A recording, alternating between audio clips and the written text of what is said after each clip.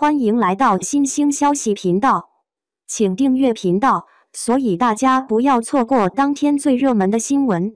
我们今天的时事通讯包括以下内容：跑男112游戏设计翻车，必赢漏洞让人尴尬，范丞丞白鹿被坑惨。只要说到好看的综艺节目，很多人的脑子里就会不自觉地闪过一档综艺，那就是跑男。要说一开始那几季的节目，真的是达到了一个天花板的级别。在每一季节目一开播的时候，观众就会自动落座观看，这样的热度可以说是综艺行业的巅峰。相比之下，这几季的节目有点没那么牛掰了。自从邓超、陈赫、鹿晗3个人离开之后，跑男可以说一直处于一个比较低迷的状态。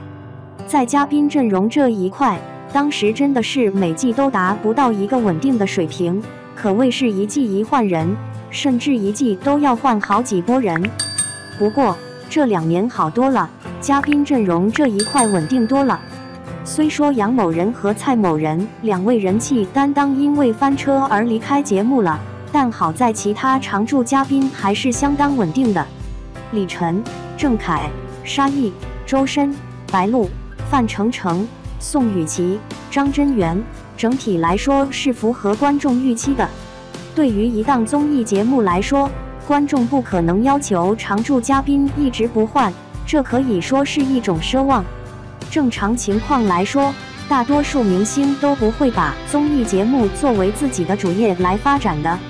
即便是一档综艺做得再好，那也只能算是兼职，只要有机会，那是绝对会回归主业的。说白了，只要主业和兼职有冲突的时候，那绝对是要放弃兼职的。这些嘉宾中的每个人都是这样的，谁也不可能把综艺咖当成是自己一辈子的追求。话说快本走了23年，都能说没就没，还有什么综艺敢说自己能做一辈子呢？嘉宾换血是一个常态，但只要这个频率稍微低一点，能不换就不换，那观众就是接受的。目前这个嘉宾阵容，我觉得还是可以称之为最佳配置的。李晨和郑恺2位元老可以称之为定海神针，只要有他们在，这档节目的魂就在跑男那个味儿就一直都有。沙溢、范丞丞、周深、白鹿4位的搞笑风格各不相同，但每个人又都能扛起笑点。说白了，这4位不管是放在什么样的综艺节目中，都是笑点担当。对于喜欢看搞笑的我来说，可以说只要有这4位在，就会一直追下去的。宋雨琦不太稳定，这些年的时间有时候来了，有时候又走了，但她在观众心中的口碑是不错的。宋雨琦不仅人长得漂亮，最重要的是没有一丁点偶像包袱。说的难听点，宋雨琦在跑男是可以当成男人来看的，这种不做作的性格真的让人很喜欢。张真源是在杨某人离开之后才加入的新成员。目前为止，我看到了张真源的2大优点，一个是有流量，还有一个就是运动能力强，这2点都是跑男所需要的。当然，张真源的缺点也是比较明显的，那就是抛梗接梗能力差，和其他哥哥姐姐之间的配合没有那么默契。只要这样的嘉宾阵容能一直坚持下去，跑男还是能重回巅峰状态的。在最新播出的一期节目中，整体效果还是不错的，热度和收视率都挺高，但有些东西也是让人看得忍不住想要吐槽的。跑男112游戏设计翻车，必赢漏洞让人尴尬，范丞丞白鹿被坑惨。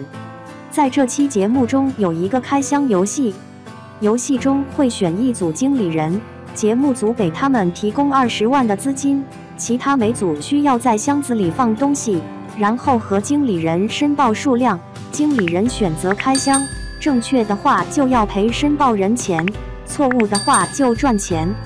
这个游戏规则听起来好像挺复杂，但是相信大部分观众都非常清楚。毕竟这样的开箱游戏在其他很多综艺中都玩过，规则都大差不差。不过不知道大家有没有发现，跑男这次的游戏设计是有漏洞的。对于申报人来说，只要说真话，那就是必赢的。比如一组申报人的箱子里有一个八宝茶，那他们说自己的箱子里有一个八宝茶，剩下的东西随便放。为了赚钱，正确的操作应该是把所有东西全放进去，这样赚得多。首先，经理人选择不开箱。不开箱的话就很简单了，箱子里的所有东西都归申报人所有，值多少钱就能赚多少钱。其次，经理人选择开箱。当经理人选择开箱之后，申报人说的要是真话的话，那经理人需要赔付整箱货物的钱。换句话说，只要申报人把所有东西都放进去，然后说真话，一开箱就能价值翻倍。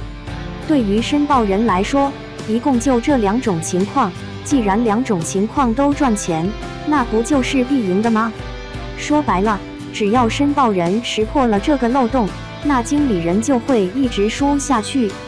或许有些观众要说了，申报人要是说假话的话，那经理人不就有的赚吗？话说只要识破这个套路，谁还会说假话呢？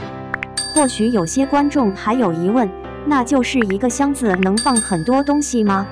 当然可以。节目组说的规则是最少申报1个，最多申报5个，这说的是单品。从这个规则上来看，显然大家是可以放很多东西的。再者说了，没有明确禁止，那就是可以的。整体来说，申报人只需要把手里的全部物品都放进箱子里，然后选一个单品去真实申报就可以了。